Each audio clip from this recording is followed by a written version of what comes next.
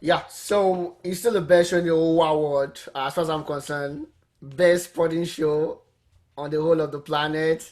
And we are still streaming on a band radio scope, the best online radio to the whole of North America, and concurrently on our YouTube TV channel, Newsinstanta Sport. And I have the gang with me today. I have Shay with me. I got Wale, and I have Oraku Koji. Guys, you want to say hi to the audience at home? Start with you, Shay. Hello, hello everyone. You're welcome to the show today. I'm very sure you're going to enjoy us today. All right, Grandmaster Olawale, introduce yourself. Hello, sports lovers around. Yeah, hello, sports lovers around the world. Welcome to the show. I hope you are going to have a nice time with us. All right, perfect. And Oraku Koji. Sports fans, it's been a cracking week. As you can see, I'm repping my city team. Um, I'm going to rub that in. This is the last standing Canadian team. Allez les Canadiens! Okay. Okay. I'm not gonna say anything. I'll pretend as if I did not hear that part. So let the show start. And what we're gonna be starting from? We're gonna be starting from Formula One. Kachi, at the start of the Formula One season, we said Max Verstappen is gonna be a thorn in the flesh for Lewis Hamilton and Mercedes, and it did it over the weekend. Um, People have been saying Lewis Hamilton was a little bit poor, that it was not attentive enough, so to speak, Mhm, under mhm. invited commerce. And Max did is not the unthinkable. We know how good he is as a driver. For me, Yeah. it wasn't a surprise, right? But how much of danger in terms of winning more Grand Prix does Max pose to Lewis Martin? Thanks, Debo. A lot of danger. You're right that at the start of the Formula One season this year, we analyzed and we said Verstappen, if there was going to be anyone threatening Sir Lewis Hamilton, it will be Max Verstappen. And this year, he has been on fire. Red Bull, for the first time since the turbo hybrid era, won 3 consecutive races. Wow. Um, and beyond Max Verstappen, Red Bull has a very, very competent second driver in Sergio Perez. Red Bull did what Mercedes did to them in the Spanish Grand Prix, which Yeah. means they out-strategized Mercedes, Uh-huh. going with a two-stop plan as against the Mercedes one-stop plan. Verstappen managed to lose his pole position at the very first turn in the first lap, but because he was on the fresher tire, Yeah. overtook Lewis Hamilton in the Something. 52nd lap out of a 53 lap race. Wow. And not to add insult to injury, not only did he win the race, he also got the fastest lap, meaning he got an extra point in this In French this Grand Prix. French Grand Prix. Right Wow. now, he's leading Lewis Hamilton by over 20 Bro. points Wow. in the championship race. Um, I don't see him relinquishing that, especially because they still have to race in Austria, they still have to race in Hungary, which Uh-huh. are traditional race suited best to Red Bull. For Red Bull. It was an amazing race. It finished Red Bull, Mercedes, Red Bull, Mercedes. Wow. I have to say here that Valtteri Bottas has to start negotiating for a new constructor because I don't see him racing with Mercedes based on the performances so far. Oh, okay. Um, that's a good one. At least we have it's not a new kid on the block anyways, but we have a challenger, a viable challenger to the status quo, which is what you expect in any sport. And of course, from there, I'll go to the boxing world. Um, last week, a couple of weeks ago, if I'm not mistaken, Florida put out a show of joke, boxing against a YouTuber, getting money. He said this is the easiest cash he ever got and all, which is a joke. And um, Francis Ngannou, the UFC heavyweight champion, came out. Am I in the wrong sport? This guy is boxing against a YouTuber making 30 million pounds, right? Boxing against, it's sad. Just to put it that way, right? Have Manny Pacquiao right now. He's 44 years old, if I'm not mistaken. Correct me if I'm wrong, Shay. He's a senator in his home country, a philanthropist of high standard, and he's boxing against a regular boxer, not just some exhibition or show of joke, you know. And I'm wondering, how do we even rate the legacy of Manny Pacquiao versus Floyd Mayweather? I don't really rate someone that fights against a YouTuber compared to a 44-year-old or more that fights against a regular boxer. I don't know, Shay. Correct me if I'm wrong. Um, how should we rate the pedigree of these two boxers? I don't really rate Floyd Mayweather, but you can't take it away from me. No laws. I, He knows how to do his job and do it well, and that's making money. Should we take money over sportsmanship or what? Because I know Pacquiao is fighting a particular Aaron Mills Jr. sometime in August. That's why I'm actually bringing up this issue. So you could just elaborate and educate us about that.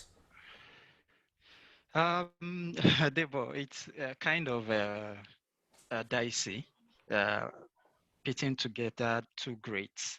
Uh-huh. When we talk about boxing, especially in The lightweight uh, division. they were in the same, yeah, with this division at a point. Uh-huh. And I can recall when everybody wanted a The Mayweather fight. Pacquiao fight, Yeah. which they pushed for a very long time, and they decided to give us a show at the end of the day. That was another cracker in terms of money.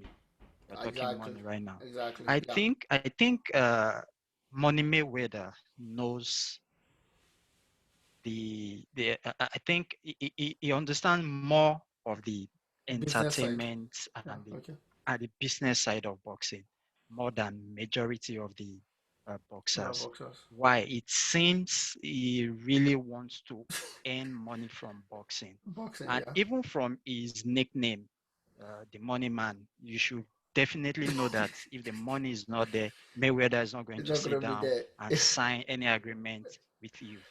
Yeah. I don't want to take away his boxing Skills. abilities. I Yeah. don't want to take away his boxing records Uh huh.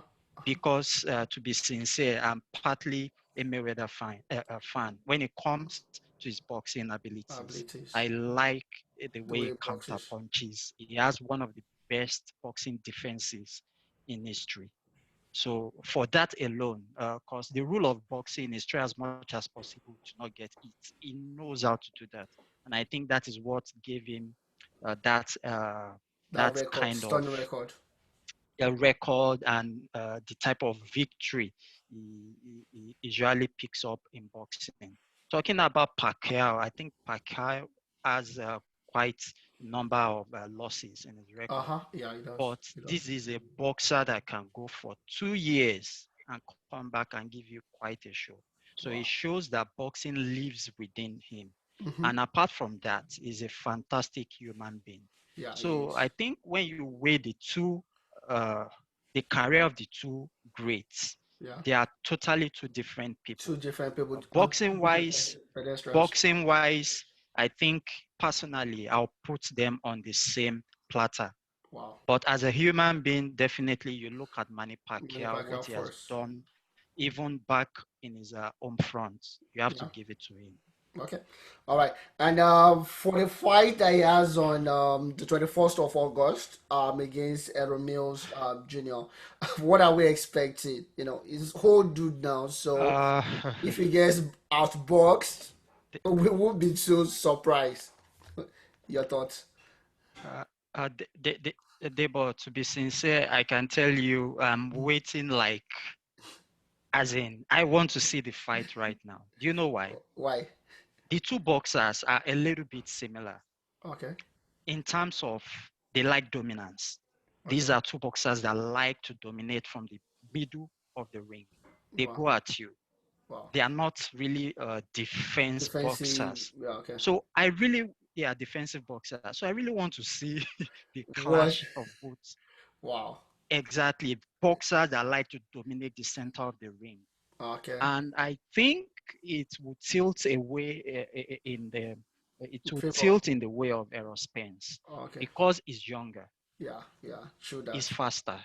True that. And apart from that, Pacquiao fought last, I think, in the last 1 year or 2 years. Errol Mm-hmm. Spence, Yeah. yeah, I think 2 years. Errol Spence is fresher. He just had his last bout, I think, sometimes around September or November thereabout. So he's Wow. younger, he's faster, he's fresh, Yeah. and I think that will really tilt the bout In his into favor. Aerospace's favor. All right. Yes. Perfect. Can Go I ahead. add something? Kachi, you I, want to add I something? wanted to what Shea has said.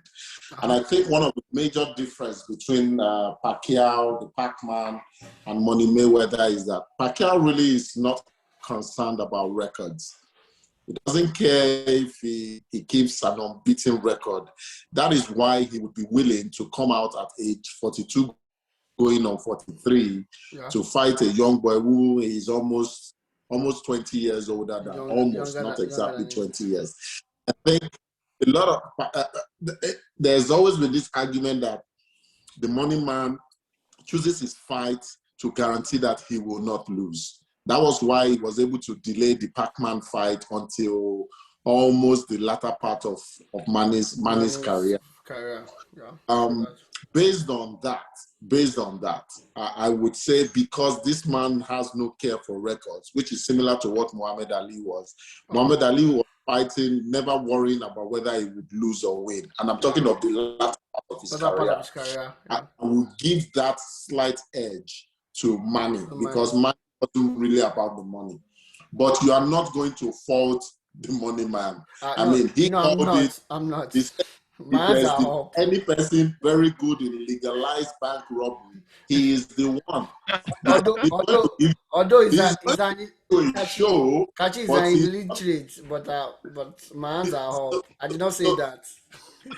and then let's not forget that the money man has put himself in a position to cash in on any exhibition.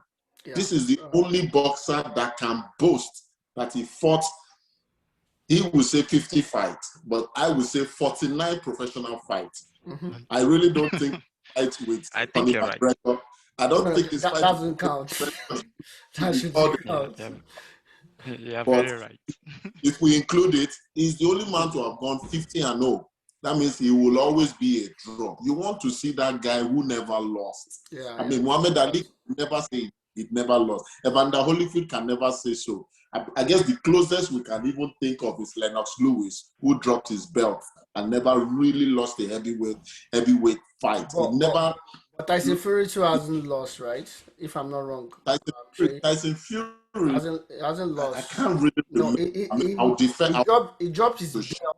He dropped his belt to I go think he dropped again as and well. party and now and came back to Yeah. defend his title again. Okay, because he had the drug issue and all that. He failed Exactly, some drug tests. exactly, So exactly. I really can't speak authoritatively on that. But I'm only saying the money man has put himself in such a marketable position that Yeah, if you hear Mayweather wants to fight, for God's sake, this man moved from pretty boy Mayweather to the money man. man. For God's Yeah, true sake, that. the branding is out of this point. Yeah, true So that. in terms of records, I'll give it to the Pac-Man. But in terms of branding and proper positioning, you can never. Can't fault him. Yeah. Okay. All right. Perfect. Never And faulty. Davids versus Mario Barrios. We're looking to that. That should happen sometime this week. For the WBA junior lightweight. Um, Tyson Fury and Donatel Wilder is still on.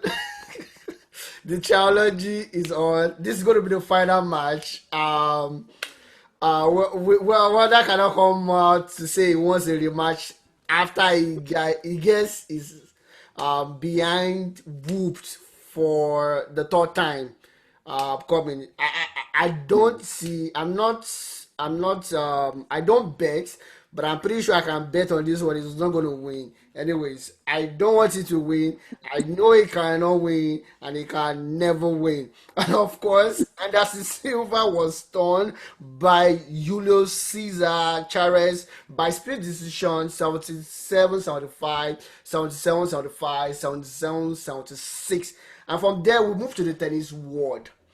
And Olade, I'm going to start with you on this one. Naomi Osaka withdraws from the Wimbledon Open, citing the same issue. At this point, we think stuff should be taken a little bit more seriously. This is mental issue. I understand it because it's a big deal. When you're not mentally stable, every other thing does not work in your way. She has acceded to the fact that she's going to be at the Olympics in Japan, uh, but Wimbledon Open is off the mark, right?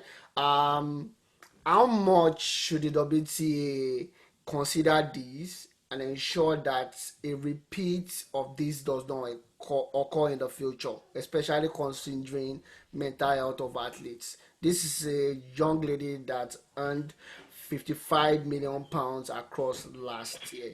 She's brought glory and repute to the game. Is it fair to be treated this way? Uh, I think this is a bit of a sensitive issue.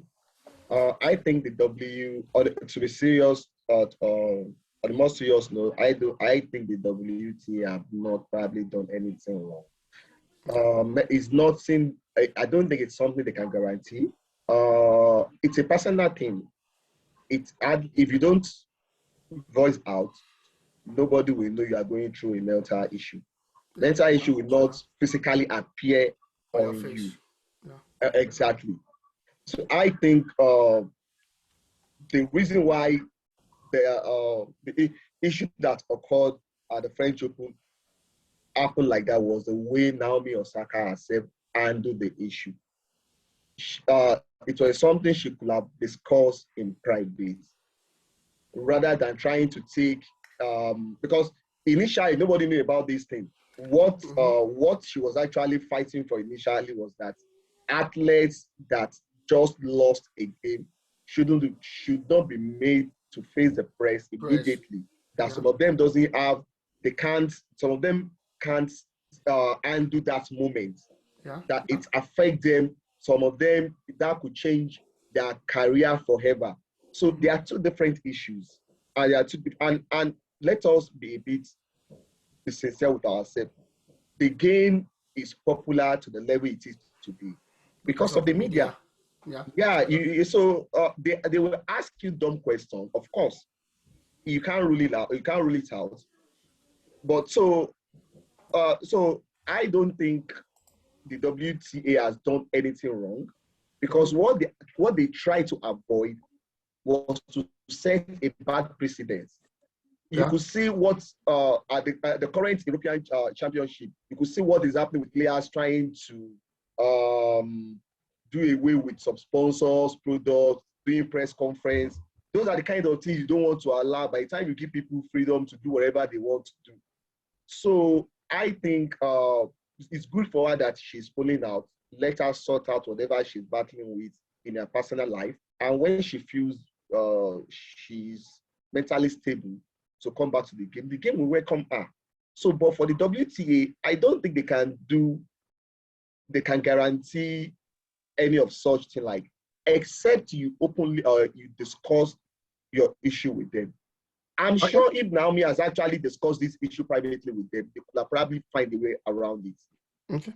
All right. Not Perfect. not the rebellious way she wanted to go about She it went. She initially. went about it. Yeah, I understand, and I agree with you 100%.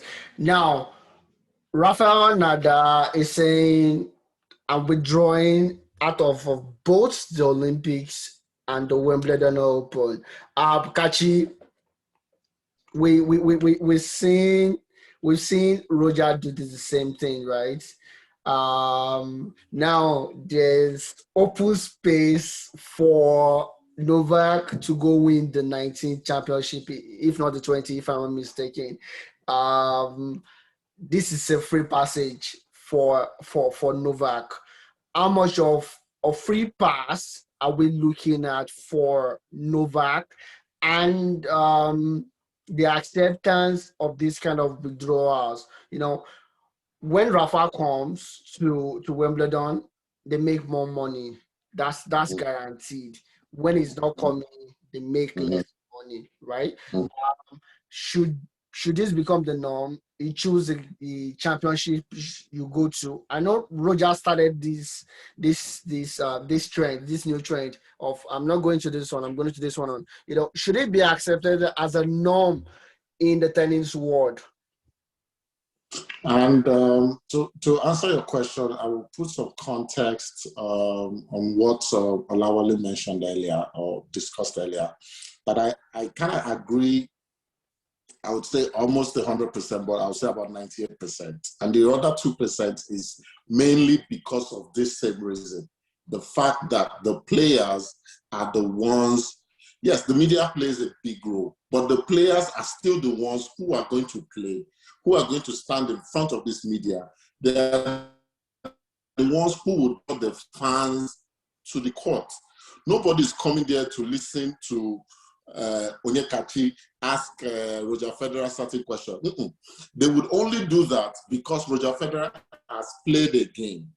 So to now answer your question, the two questions you asked me, the first one is, this is definitely Grand Slam number 20 for the and the only thing that will stop Novak Djokovic now would be if this younger player Step up to the game. the Medvedev, his Yeah. passes, have an inspired thought, or if he gets disqualified as he was in the last year's US Open. That's probably the only thing that would stop Joker from getting his 20th.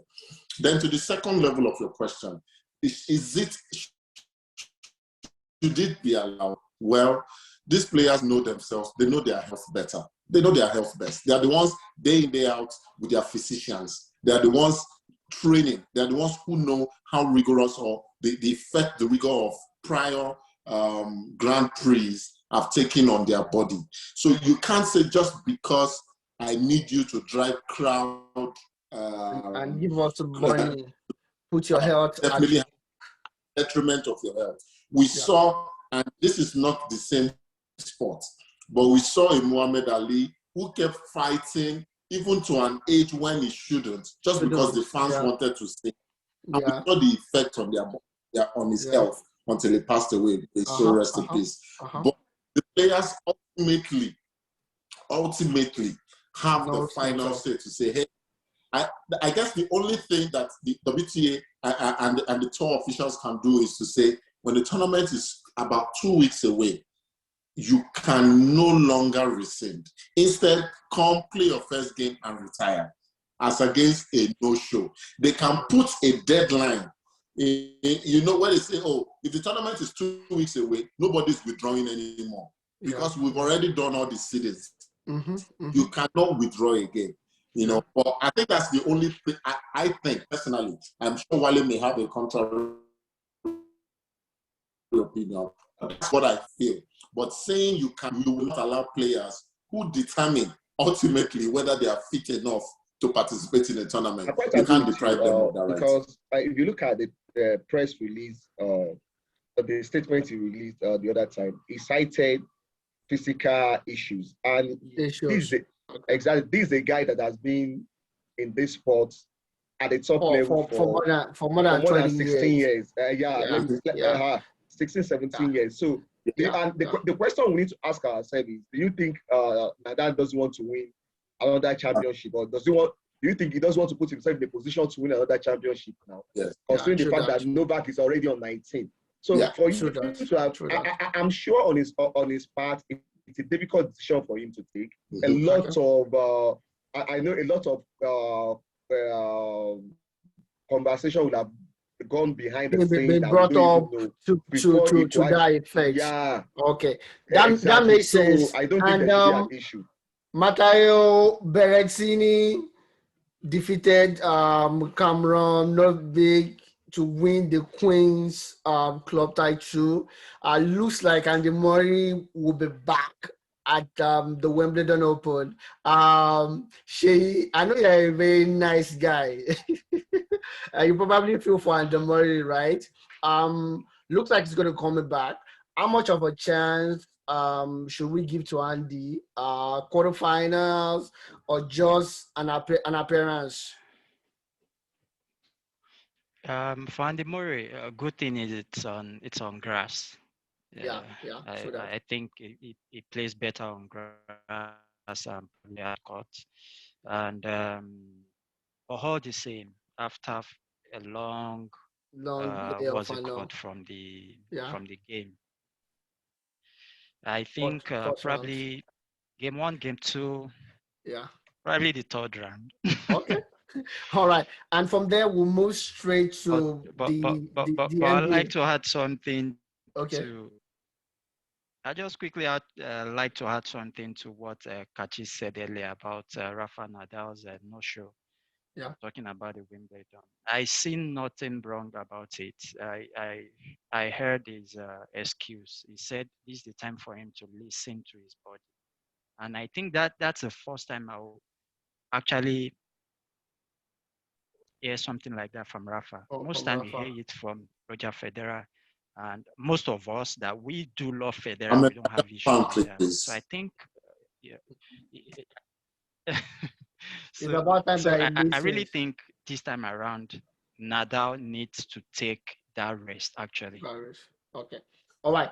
Perfect. And from there, we'll move straight to basketball because I'm a little bit pressed for time. Game 7. I know someone here is happy that we lost, but we did lose game 7 against the Milwaukee Buck.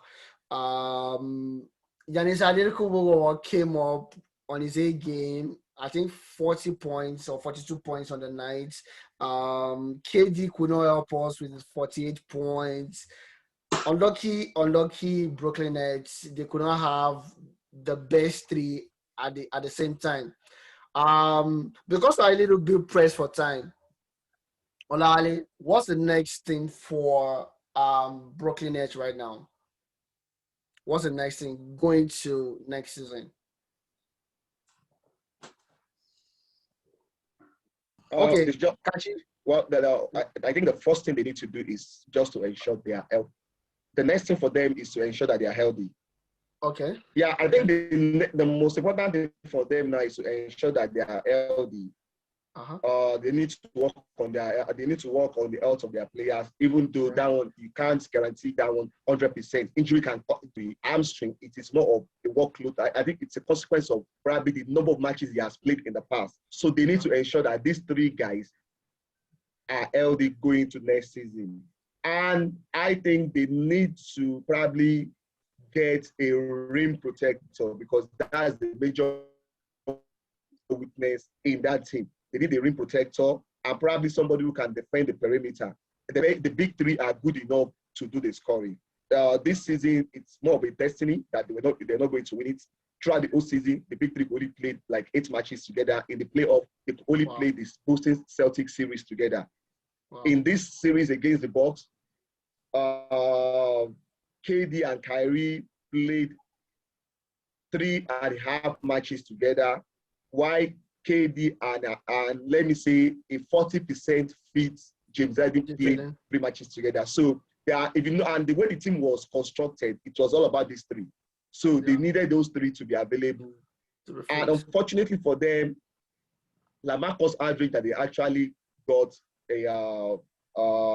in January to give them that bit of rim Bit of protection, height. Yeah. unfortunately wasn't available. So they had to, Blake Griffin had to do, and a lot of kudos to Blake Griffin. He did a lot, Yeah. but he did more than what he was expected to do. To do. Not taking anything away from the Milwaukee Bucks, but I think this NBA season will be defined by which team has a list of injuries. Okay. Of course, Kachi, what are we looking at for the Bucks, for the Milwaukee guys? Do you think they might eventually win this, or the Butlers that they would bottle it? Giannis has actually come under so much of scrutiny, right? He doesn't know how to score. Should he keep to defending us against being more of attacking player and the rest? Um, they have a chance. They're going to play against either team that I think they stack up very well against in the Hawks or the Sixers. Or the Sixers? Uh, I'm still probably tilting more towards the Sixers, but I think to Giannis's credit, even after his stinker of a game in Game 5 and a not so fantastic game in Game 6, he came out with 40 points, 13 boards in Game 7, which was really expected of him. What the Bucks have to do differently rather this time around is Giannis, being the best player on his team, has to guard the best player on the opposing team. He cannot shy away from that role.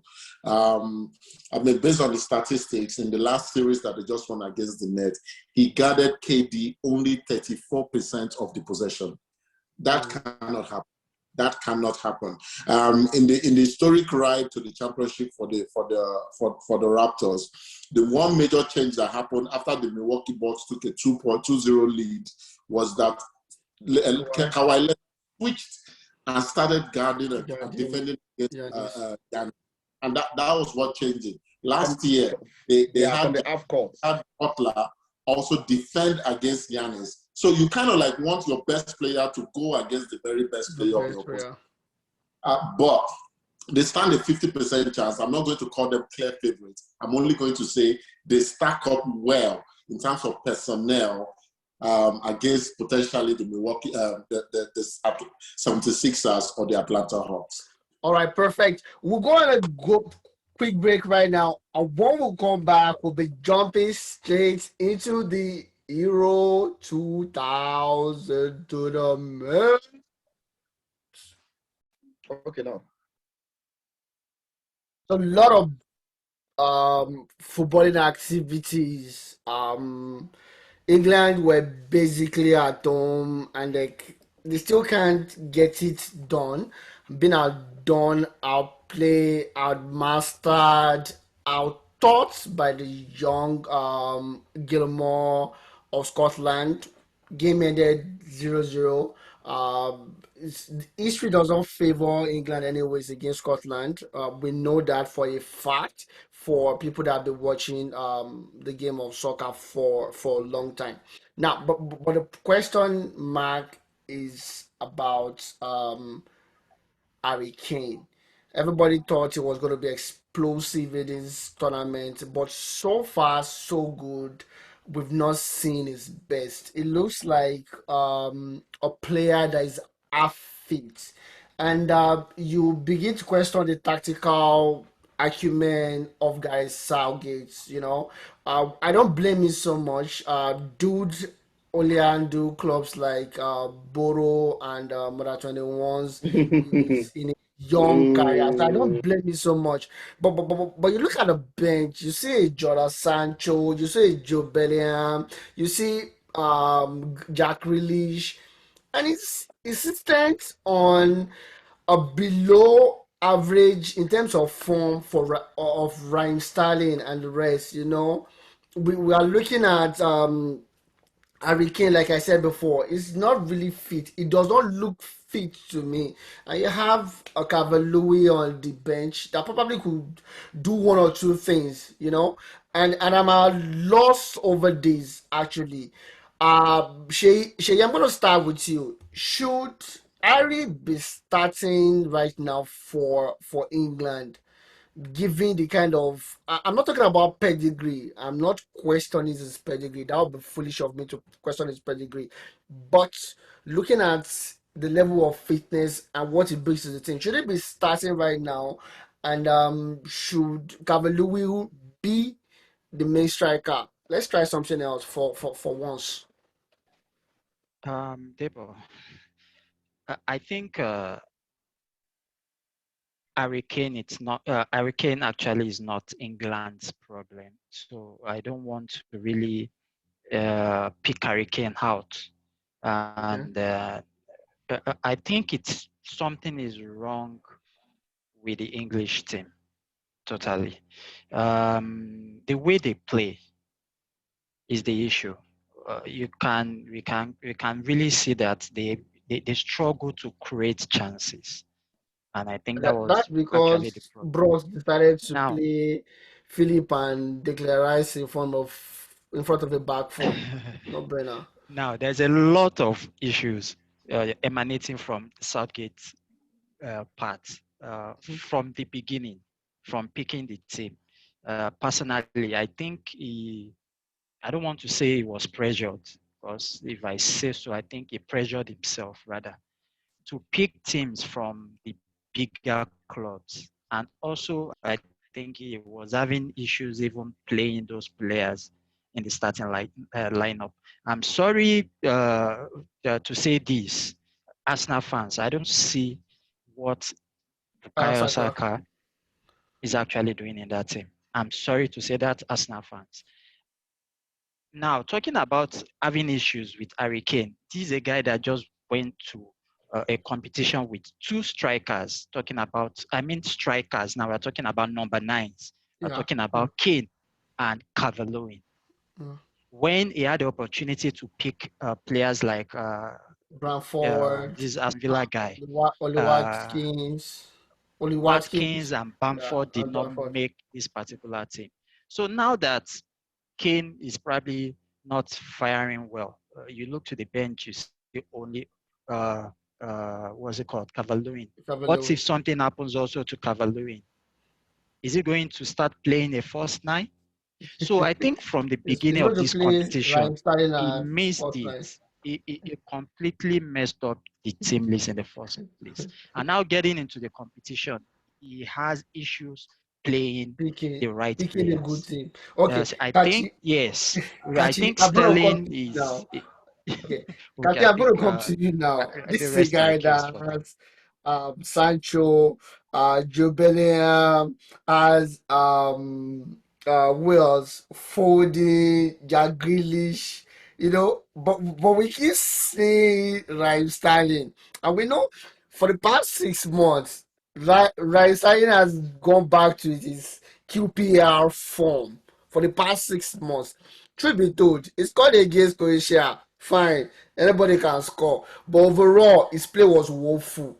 And you stuck with the guy. I don't understand. I know the English are not good anyway in terms of coaching and tactical acumen, but this is rock bottom in terms of coaching ability of English coaches. I think it's only because there's a lot of focus on English football and the fact that based on how the English themselves overhype everything that belongs to them. That's why right now it looks like a lot of us are saying the English or Gareth Southgate, for especially, has not been up to par. But when you look across board, and I'm talking of international football, coaches oftentimes tend to go with who they know and are comfortable with. We saw Joachim Lau in Germany recall Thomas Muller Wow. after the embarrassing debacle they had with North Macedonia. Mhm. And that's not the only case. Look at Tite in Brazil, going back and calling the same old guys that had been discarded in the past. I'm not even going to talk about the Nigerian Super Eagles. We've seen it years and over again. You go back to who you know. I think Gareth Southgate is really only going back to players he has seen play in tournaments of this caliber and saying, okay, you will always be a threat. A half-field Ronaldo went to Korea, Japan 2002 and finished as top goal scorer. You know, so and I think that so it's the only thing that is making us do this, castigate Gareth Southgate and English football so much is because of the hype they themselves put on their players and their coaches. And I'm not doubting the fact the young Sterling has actually been a shadow of himself, even at the club level. We're not going to do that. I thought the game against Scotland, I thought that when Rashford came in, I thought that Dominic Calvert-Lewin was better suited to the physicality of the Scottish team. The Scots. And Rashford playing from the left. But we never saw that happen. Why? Because Calvert-Lewin has never played in a tournament of this caliber. The coach went for safety first. We're going to get to France. France is experiencing the same thing, going with who they know. No. Let's leave France for a minute. So, Olale, let me come to you now, right? Let me come to you. So what's the solution?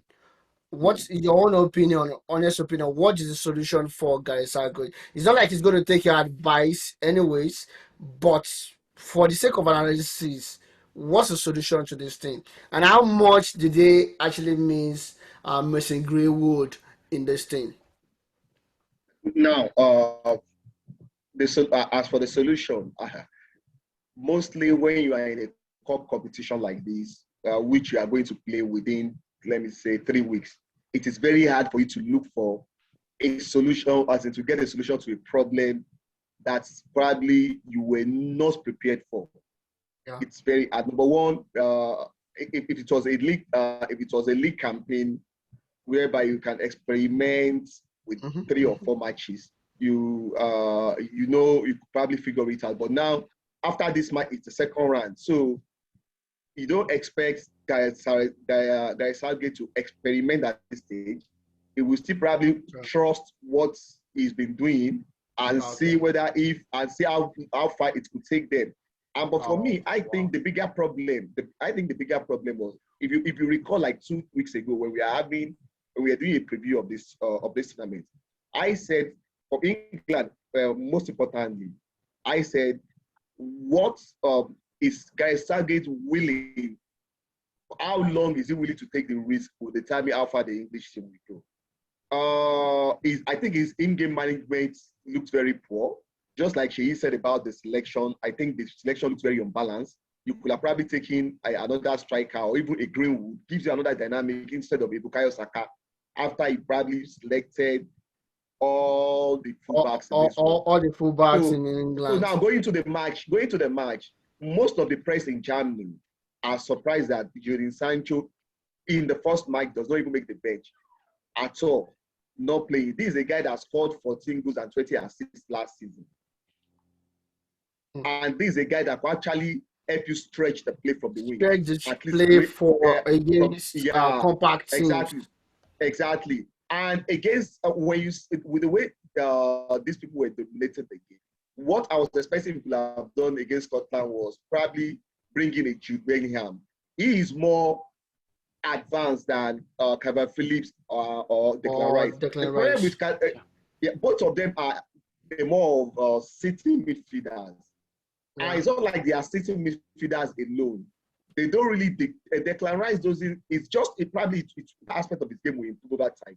It doesn't really dictate team play. The pace of so the they game. are missing exactly. Neither of them is playmaking from that deep position. If they're actually playmaking, it's going to be a different case. And if you look at the fullbacks are not advancing as much as they should do. So it still goes down to safety first. We don't want to lose rather than taking the bull by the horn. Okay. Olali, I'm going to say what you are scared to say. I know you are scared to say it. Gareth Southgate is no good. Sefini. Now let's go to the next team, Italy. Compact team. People did not give them so much chance coming to this championship, but we've seen a team that is compact. Like Kachi rightly said, go with what you know, the evil you know. Brought back Bonucci and Chiellini back to the Chiellini. team. You know, mix it with a wave of the youngsters and unknown names. You know, players like Lucatelli.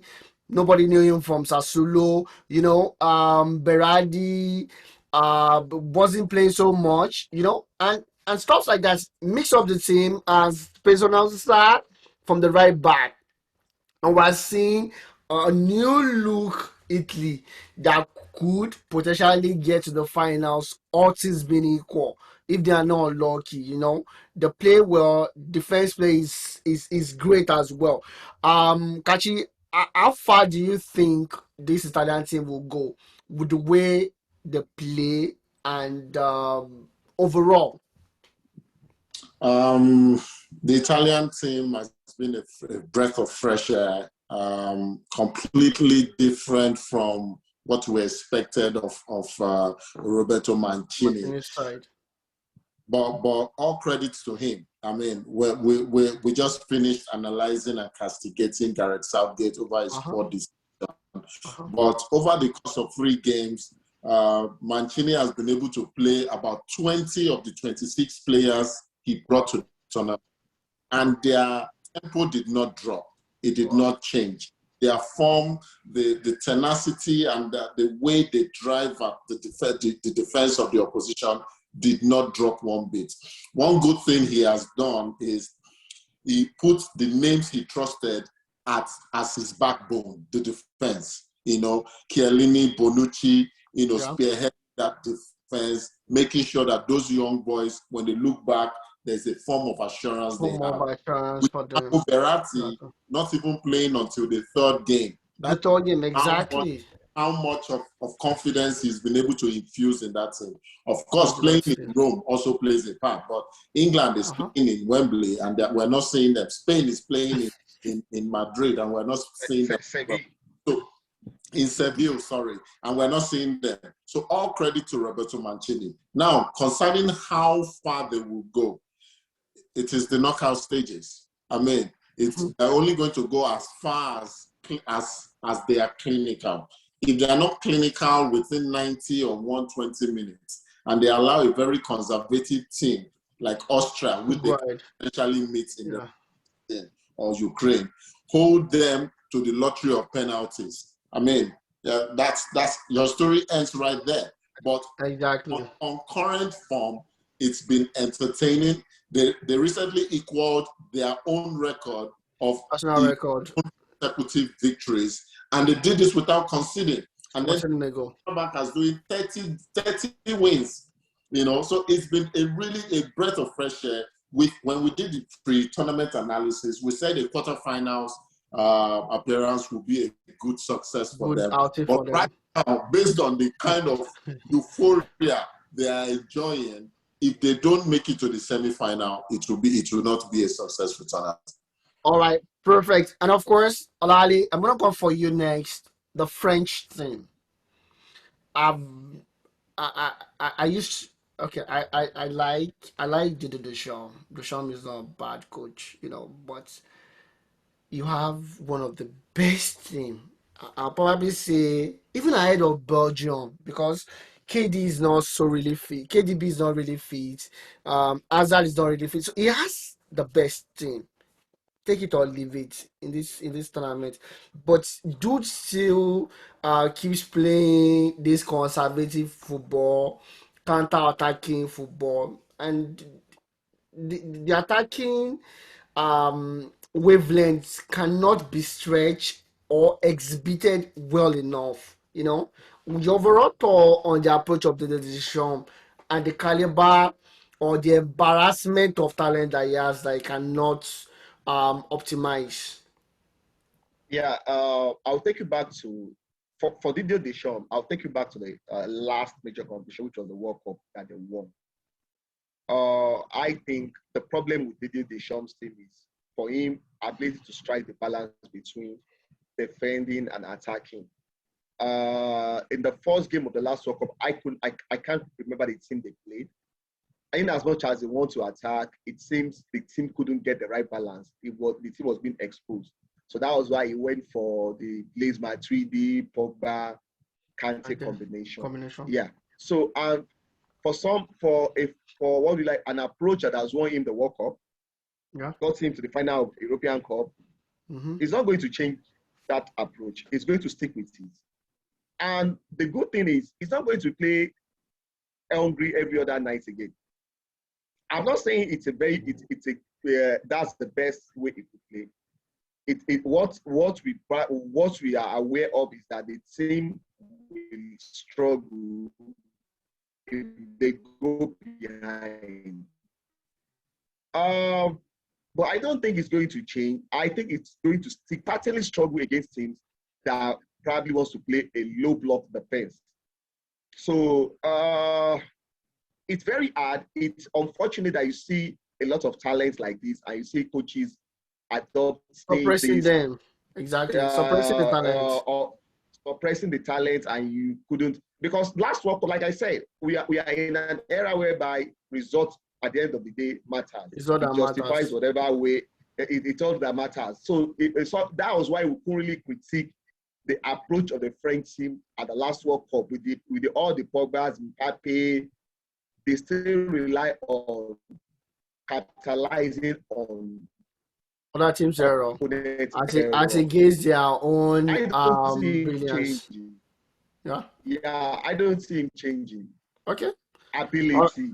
Yes. Right. So I don't see him changing. Against Portugal that they're going to play, I think the problem there is, I think against Portugal, this is where the problem will lie against Portugal. If you see the Portuguese team against Germany, with all their talent too, the only thing they are prepared to do is to play on the counter. So you have two coaches with great talent who are not really ready to play. They don't understand. The game. Yeah. Someone should get Arsene Wenger's phone number and call him. If he has this embarrassment of talent, then it's going to be a different ball game. Where Rooney came out to say, I think yesterday, that look at his generation. They had Terry, Rio Ferdinand. They have Wayne Rooney, David Beckham, Michael Owen, and the rest of the team. If they had a coach like Guardiola, he said they would have won everything. These coaches, with this embarrassment of talent and low suppression, an embarrassment to the kind of football that Arsene Wenger, Johan Cruyff played. I'm pretty sure Johan Cruyff is going to be rolling his grave right now that what exactly is happening. That is mean to you, Shay. Spain. Should Luis Enrique be sacked before the end of this tournament? It's I know sometimes I'm very, overly aggressive, or should I say, emotional about things. But this guy refuses to learn. All they do is pass with no intricacy to their game. He could have done much better. And this is what Luis Enrique can give to us from Spain. Is this good enough? That's my question, Shay. Okay. Thank you, Devo. Fantastic question. Personally, I think I'm going to answer your question personally. I'm not expecting anything fantastic from the Spanish team, this competition. Let me be sincere with you. Okay. And I'm going to say this. I am only seeing the Spanish team as a team in transition. Okay. So whatever you see right now, you look at the positives. Okay. You should try and improve on the positives and try to change the negatives. So that is what I think. That's my advice for Luis Enrique. Okay. This particular competition is not for them. Let's see the positives from there, then they can pick it up. It's a team in transition. Okay, so we should keep calm with Luis Enrique, so he should not be sacked yet. Okay, Shay, for some strange reasons, I agree with you. Kashi, I'm gonna come to you now. Portugal versus Germany. Mhm. Area of stars. We saw Ronaldo. Ronaldo have already made the tournament about himself. Even if Portugal does not qualify for the next round, the story of the Coca-Cola is going nowhere, right? But we saw what Germany could do against um against Solid team. Yeah. what Against the game solid team. fought the one they were won 4-2 against Portugal. We saw what they could do. We saw the if they are their full flair, what they could do. What's your opinion for this German team? Looks like gradually, even in the game against France, I think they deserve a draw. I stand to be corrected, but I think they deserve a draw in the game as well. What's your hope on this German team? And a lot of question marks around the Portuguese team as well. Bruno Fernandes, what we've been criticizing him for over the past 4 5 years, or should I say, yeah, 4 5 years since it was at Sporting Lisbon, still came in the foray against Germany, and that's losing the ball at some areas where it should not be, losing possession over and over again. That led to the fourth goal actually and killed the game off for Portugal. What's your hope for this Portuguese team and this German team? Thanks, Debo. First of all, for the German team, maybe I'll probably not say they did enough to get a draw, but they were not outmanned or outplayed in their first game against the defending world champions, France. Against Portugal, and I'll try and answer the question with the same answer. The biggest issue right now with Portugal is that a lot of these players are not playing to their full potential because when they look up, they see a Cristiano Ronaldo there. Typically, what has made Bruno Fernandes more of a talisman in Man U is because he's He's a been go-to given guy. a free reign to do what he knows how to do best. Look for the ball, spread the passes, go towards the goal area. Right now, he's a bit reluctant because they leave the creativity to Bernardo Silva and then leave the finishing to Cristiano Ronaldo to do. So I think a lot of what is hemorrhaging the Portuguese team right now, for good or for bad, is the fact that there is a Cristiano Ronaldo there. For Germany, you can never rule out Germany in any major tournament, be it the World Cup 100%. football. This guy, he swallowed his pride. He called back a lot of players.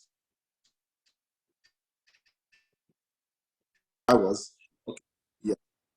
Right now, I think the only thing that would be some form of a problem is where he's playing Joshua Kimmich. I would have preferred probably, arguably, the best central midfielder is being played on the right side of the midfield.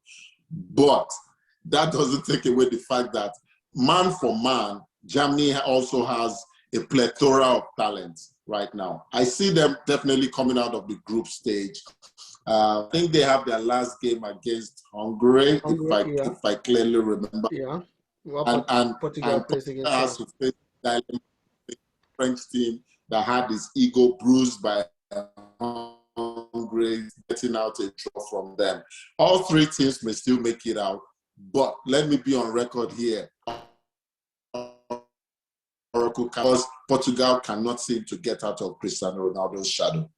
All right, perfect. That's wonderful. And from there, we move to transfer news. We'll move to transfer news right now and rumors across the globe. And where do we start from? Memphis, Depay, um, contract has been confirmed. He's going to Barcelona. 2 years with a possibility of extension for the buy. Now it looks like Barcelona are getting the job done real quick, like she rightly said. Eric Garcia, Hector, from Real Betis. Betis, I believe, or Real Sociedad, either of the two, has been bought as well. They missed out on Gini Wijnaldum, but Memphis Depay is on the brink, or he has joined Barcelona already. Wally, what kind of bites will Depay bring to the Barcelona teams? Someone said he's going to be on the bench. He's not going to add any bites or make any appeal to Barcelona. I find that a little bit extreme. Your thoughts? Well, for me, I personally, honestly, I don't know. I can't figure out how he's going to fit in or which role is he going to play. I think the only thing that this transfer actually confirmed is that Ronald Koeman will be staying on his job for next For the season because foreseeable future. a typical Ronald Koeman. This is a Fine. typical Ronald Koeman signing. I think they missed out on Jorginho Wijnaldum probably due to some reasons. For Barcelona, I think just a matter of the money is not there. That's the truth. Uh-huh. So they need to get the free transfers. Some players that they know has a bit of quality here and there might not be that convincing. So just try to do something of a stopgap. It's a short-term solution that they are looking for, probably pending the time the team will be able to sort out their finances. That's what I say about this signings. How it's going to work out, honestly, I can't say. Okay.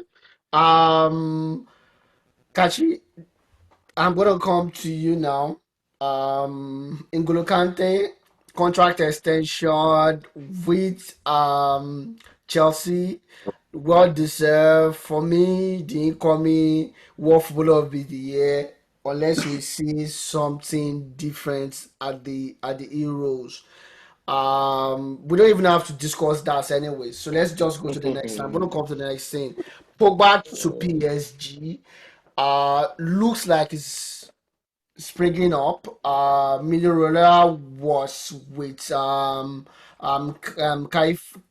Kaifi, if I'm not mistaken, the president of PSG over the course of last week to discuss Moise Kean and of course Paul Pogba. Is this a transfer that we might be seeing at And PSG? I think Paul Pogba is very ambitious. I think he wants to play for the biggest brand You first. think so? I think so. I think Paul Pogba still has the lure of Real Madrid. I think the only thing that will probably dampen that enthusiasm about Real Madrid is because Zizou has left. Uh-huh, But this uh-huh. is a young man with pride. He definitely knows that his best chance to win a Champions League is to remain outside France. But I'm not going to rule out Raola. I mean, he has broken my heart by taking my goalkeeper away from me. You guys know where I stand with Donnarumma. And he's done it multiple times, finding the best deals For financially. for his players. Financially for his players, not maybe career-wise. Uh-huh. However, I want to believe, and I don't know how much influence Pogba's mom and his siblings have over him because they're all playing in France. The other two are playing in France right now. There may be a familial desire that they all play in the Ligue 1 at some point. But I Uh-huh. want his ego will precede over financial sentiment. He's made a lot of money so far.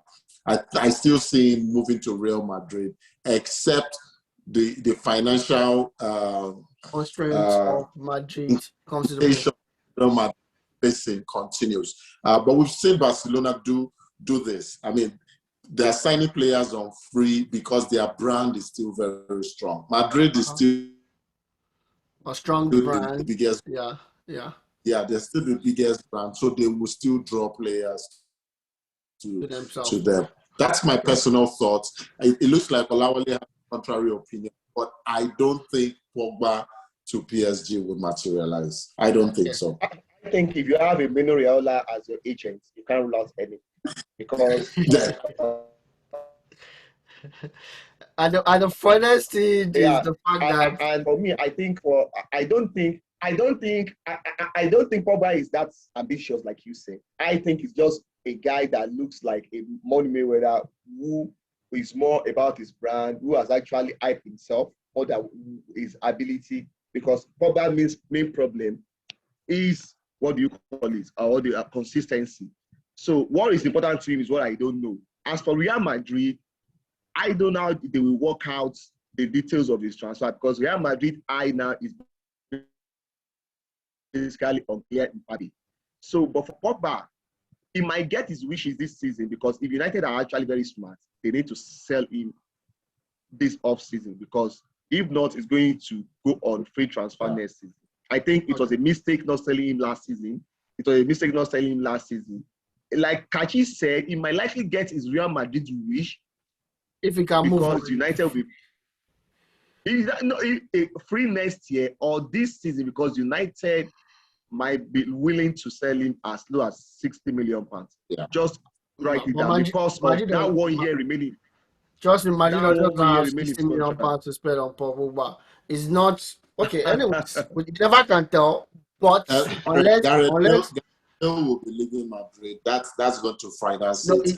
oh no, you can't be so sure. Zizou is I out of think the door already. I think so. Ancelotti have a very good work relationship with Gareth Bale. He can make Gareth Bale the next guy for if Gareth Bale can stay LD, he can make him the Top the playing Caribbean wants to play a top golf. player in the team into again. Yeah. Yeah. So staying in the French league, Shay Camavinga has 1 year left on his contract. His contract is going to be expiring in 2022. How sensible is it? They are quoting 43 million pounds for this young dude. He's young, 18 years Yeah. old. Do you think this young dude should move to PSG or wait out his the 1 year and move to probably Real Madrid or Bayern Munich?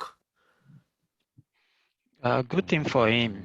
The best thing for him is that he's still a young man, and Uh-huh. I think his decision should be mainly on where he's going to have playing Little. time, Yeah. where he's going to go to, and he's assured of probably like 30 games in a season, Uh-huh. and that should be his decision.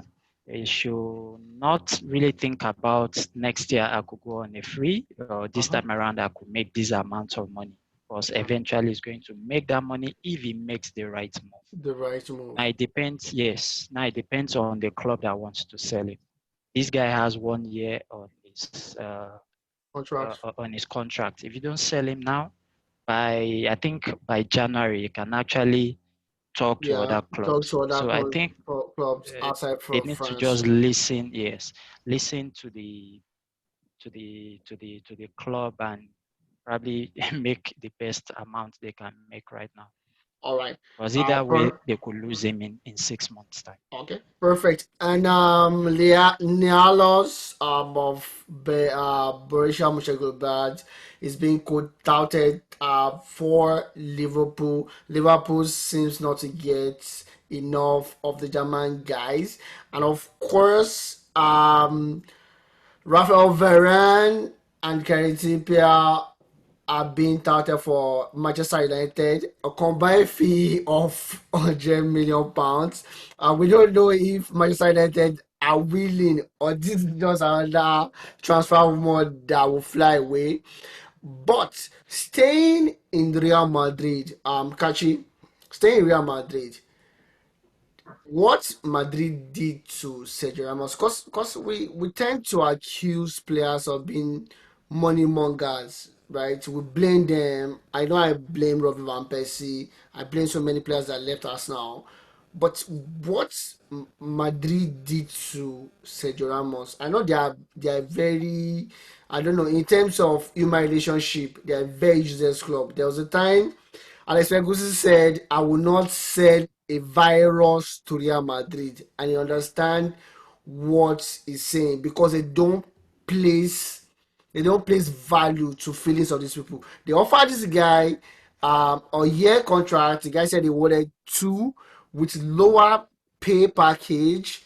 And after a while, he went back that give me the 1 year contract. They said the deal is off the table for a legend in Real Madrid.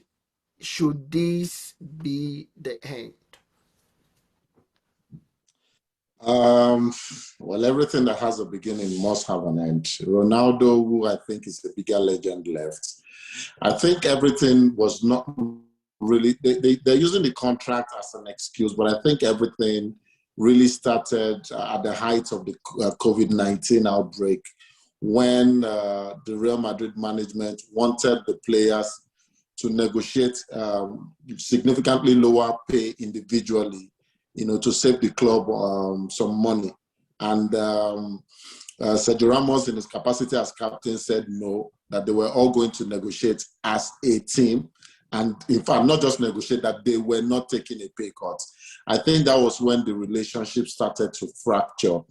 I think the club as a whole has done what they could in giving him the liberty to come out and say his mind in a proper send forth, such that the ground has been made ready for him to come back after 2, 3, 4 years when all bitterness has gone. So asking me whether the club treated him badly, I don't think so.